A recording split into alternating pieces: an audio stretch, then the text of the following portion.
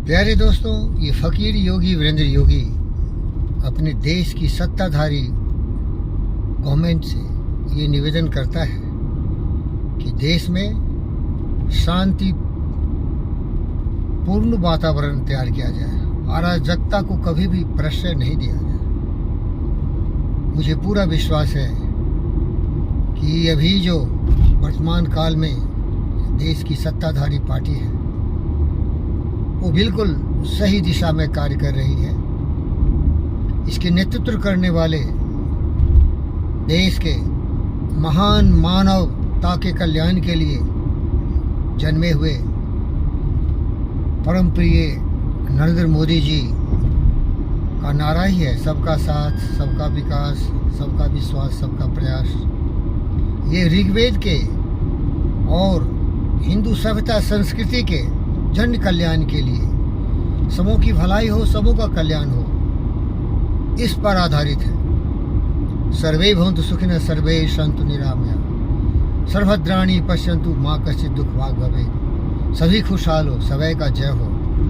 हिंदुस्तान के जितने भी नागरिक हो, किसी भी जाति, धर्म, मजहब, क्षेत्र के हों, सबको अपनी जिम्मेदारी के साथ इस धरती पर जीने का हक है, बोलने का हक है। लेकिन ये गद्दार देश के दुश्मन अपने राजनीतिक भविष्य को चमकाने के लिए इस तरह चिघाड़ता रहता है। हाथी भी उतने जोर से नहीं चिघाड़ेगा। ये सियार और भेड़िए की आवाज़ अंतरिक्ष तक जाती है और उसमें फैला हुआ है जहर। मारो, काटो, गर्दनें काट दो, फांसी पर लगा दो, और उसे डर नहीं है, क्योंकि डराने का जो जिम्मेदारी सत्ताधारी गवर्नमेंट की है, वो भारतीय जनता पार्टी है। वो दुनिया को खुश करने के लिए, सहिष्णु बनने के लिए धीरज के साथ इनको पूरी आज़ादी दे दी है। लेकिन भारत की जनता, जो भी सहिष्णु, ज्ञानवान, विचारवान, बुद्धिमान है, वो किसी जाति, धर्म, क्षेत्र के हों, उन्हें बहुत बुरा लगता है। ये भारतवर्ष जितने भी लोग यहाँ रहे हैं वो शांति प्रिय रहे हैं। वो मार काट, गर्दन काटने की बात नहीं करते, सर से धड़ अलग करने की बात नहीं करते। हम सबों से अगर आप सोचते हो तो भूल हो सकती है, लेकिन उसका निदान है पाश्चाताप करना। असदो माँ सदगम्यो, असत से सत्य की ओर चलना। तमसो माँ ज्योति गम्यो, अज्ञानता के घनघोर अंधकार से ज्ञान के प्रकाश की ओर चलना।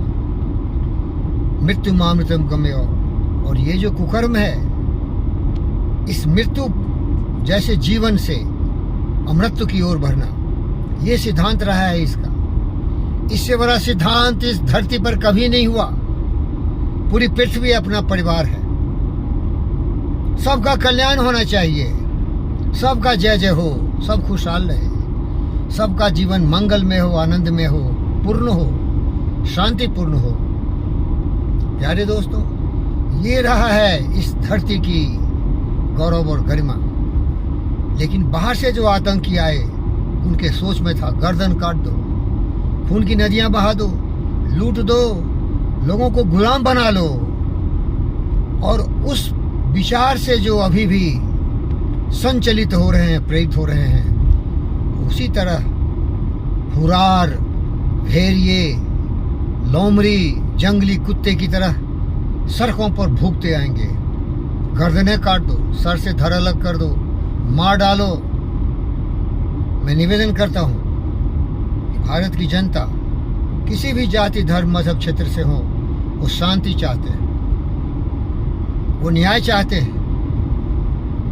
वो इस तरह की चीखती, चिल्लाती, दुश्मनी पैदा करने वाली, विरोध करने वाली, समाज को बांटने वाली इस तरह के उच्चारणों से आघात हो रहा है।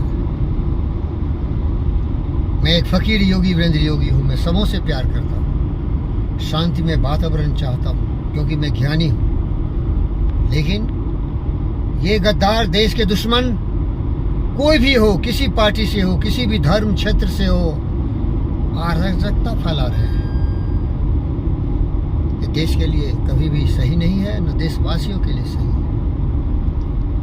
तो मैं निवेदन करता हूँ कि न्याय करना तुम्हारा फर्ज है। गवर्नमेंट, ऐसा न्याय करो कि कभी किसी को जुर्रत नहीं हो, दुस्साहस नहीं हो कि सर पोकर जाके ऐसा चिघारे भेड़िए हुरार शियार की तरह कि कान की चदरे फाड़ दे। देखो कैसे चिघारता है, जैसे बाप की दफोती है। देश उसका है, ये देश किसी का नहीं है, 140 करोड़ जनता का नहीं है, उन कुछ गद्दारों का है जो देश के लिए अभिशाप है, जो देश के लिए जानी दुश्मन है।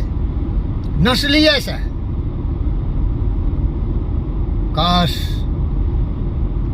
मैं यहाँ का सत्ताधारी सर्वोच्चम पद पर बैठने वाला देश का देशभक्त सुभाष बोस होता, भगत सिंह, राजगुरु सुखदेव होता।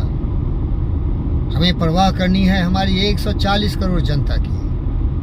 हमें इन गद्दारों की परवाह नहीं करनी है। इनके लिए जितने भी सुविधाएं हैं, इनके लिए जितने भी सुख का साधन हो, वो हमें जुटाना है। क्या इन गद्दारों को कुछ काम नहीं है?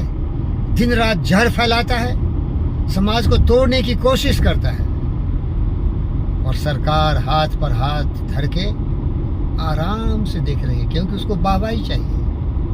पूरे दुनिया से वाहवाही। अरे वाह, क्या ये महान व्यक्ति, देखो कितना सहिष्णु है, टॉलरेंट है ये टॉलरेंट है।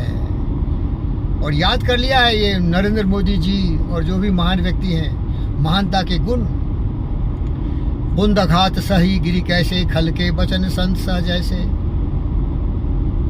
खोद खाद धरती सहे, काट कूट बन राय। कुटिल वचन साधु सहे, औरों से सहा न जाए।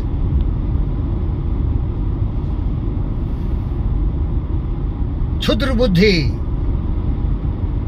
लोग मोदी जी को कितने गालियां देते हैं, लेकिन कभी क्या वो पलट के वार किया? क्योंकि वो महान व्यक्ति है। लेकिन एक इस बात का मान था भाई, राम को भी रावण का विनाश करना पड़ा, कृष्ण को भी दुर्योधन का सर्वनाश करना पड़ा। जिनकी चश्मे गंदे हैं वो दुनिया को गंदे दिखते हैं। अगर सचमुच चिघाड़ने वाले ये जानवर देशभक्त होते तो कभी भी समाज को नहीं बांटते। अगर कुछ शिकवे शिकायत हैं तो बैठते साथ में, दिल साफ होता तो। अब मैं एक उदाहरण देना चाहता हूँ। हमारे देश के आराध्य अब्दुल कलाम थे। वो एक इस्लामिक समाज से आए थे। अभी भी उनके जीता जागता प्रतिरूप प्रोफेसर मोहम्मद खान है। ये लोग देशभक्त हैं, ये लोग हिंदू हैं न मुसलमान हैं। भले इनका धर्म कुछ भी हो, लेकिन ये ज्ञानवान विचारवान है। ये लोभी लालची नहीं है, ये सत्य बोलते हैं। तो समूह को चाहिए कि इन महापुरुषों से जो इस्लाम के धर्मावलंबी हैं इस देश में कैसे जीते हैं। सुगई खान को लीजिए। प्यारे दोस्तों, ये गवर्नमेंट की जिम्मेदारी है। इनकी आवाज़ हमारे कानों तक आनी नहीं चाहिए। हम परेशान हो जाते हैं इनके जहरीले वचनों को सुन के। कैसे ऐसा हो सकता भाई? गर्दन काट दो, सर से धड़ा लग कर दो, मार डालो, काट डालो। यही करते करते तो इतने बड़े साम्राज्य की स्थापना की हिंदुस्तान में। गर्दनें काट दी, माँ बहनों की इज्जत लूट ली, गुलाम बना लिए, बेच दिए। तलवार की नोक पर मंदिरों, मस्जिदों, सब तरह के कुकर्म किए। लोगों को दीवारों में चुनवा दी। जो लोग अपना धर्म परिवर्तन नहीं किए उनकी गला काट दी इन लोगों ने। लेकिन ये नहीं जानते हैं कि हिंदुस्तान में आप अगर रहते हैं तो आपको हिंदुस्तानी बन के रहना पड़ेगा, सबसे मोहब्बत और प्यार करना पड़ेगा। वो गर्दन क्यों काटते थे? क्योंकि उनके हाथ में तलवार थी। 2 लाख सेना थी। आज हिंदुस्तान में 20 लाख सेना है। प्यारे दोस्तों, जिसकी लाठी उसकी भैंस। लेकिन लाठी चलाने वाला भी सख्ती से लाठी चलाए, नहीं तो ये कहाँ सुधरेंगे। और मैं ललकार के बोलता हूँ, 200 जो हिंदुस्तान को मारने वाले, घटिया नीचा दिखाने वाले विश्व के विभिन्न राष्ट्र हैं, अगर वो भी आ जाए तो हिंदुस्तान के हर नागरिक का फर्ज होता है कि अपने देश की रक्षा करे। क्योंकि इसी देश में वो जीता है, यहाँ का पानी, हवा, खाना खाता है, इसी के ज़मीन पर वो सोता है और मरेगा भी तो यहीं उसकी कफन आएगी और इसी ज़मीन में दफनाए जाएंगे। इस देश से गद्दारी करने वाले, स्वार्थ की राजनीति करने वाले, देश को तोड़ने वाले,